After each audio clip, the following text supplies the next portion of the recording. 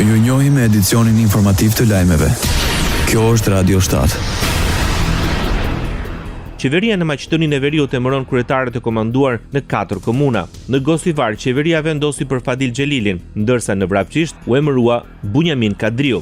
Arjan Ibrahimi do të jetë në krye të Qendër Zhupës, ndërsa Oner Jakupovski në Mavrov Rostush. Për këto komuna, fushata zgjedhore fillon më 22 dhjetor dhe do të zgjasë deri në mesnatën 9 janarit. Në 4 komuna nuk u arrit numri nevojshëm i votuesve në zgjedhjet lokale të 19 dhjetorit dhe për këtë arsye zgjedhjet do të përsëriten. Radio 7, zëri pozitiv i qytetit. Kryetari i Dhomës së Tregtisë dhe Industrisë Nikolin Jaka kërkon përpara deputetëve në Kuvendin e Shqipërisë uljen e TVSH-s dhe për produktet ushqimore nga 20% deri në 7%. Sipas Jakës, skema e kompensimit të TVSH-s 10% në bujqësi nuk është zgjidhje për fermerët. Krahas asaj, në kuadër të diskutimeve për paketën fiskale 2026 është kërkuar të hiqet TVSH-ja për investime doganore, të përjashtohen nga tarifat doganore lëndët e para për industrinë prodhuese, rimbursimin e aksizës së gazit dhe lëndëve djegëse që përdor industria prodhuese dhe pagesa e taksës së ndikimit në infrastrukturë në sektorin e ndërtimit të bëhet me 3 këste.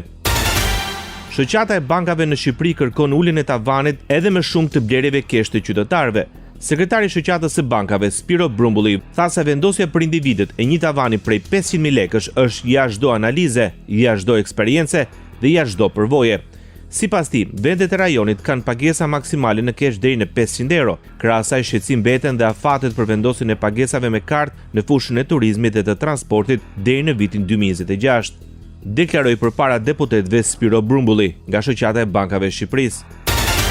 Vion greva e transporteve urban në Kosovë. Për të tretën ditë, ata dalin në rrugë me mjetet e tyre duke vërtetësuar qarkullimin në Prishtinë. Nga takimi së hënës me ministrin e detyrë të financave Kuran Murati, përfaqësuesit e protestuesve ndryshuan mendimin dhe të martën kërkuan zgjidhje vetëm nga komuna. Përfaqësuesi i sindikatës së punëtorëve të trafikut urban, Ilmi Gashi, tha se ministria ka alokuar 3.2 milion euro te komuna e nga këto, komuna i ka ndarë trafikut urban vetëm 600.000 euro. Gashi tha se ministri Murati është zotuar ta kryejë pjesën e tij për të gjithë buxhetin nëse komuna kryen detyrat, ndërsa kryetari i Prishtinës Parim Rama insistoi se problemi qëndron tek qeveria. Faji nuk është tek transportuesit, faji është i qeverisë Kosovës dhe ata mund ta zhbllokojnë këtë. Prandaj shpresoj që të reflektojnë dhe ta kemi një takim me ta, tha Parim Rama, kryetari i komunës Prishtinës.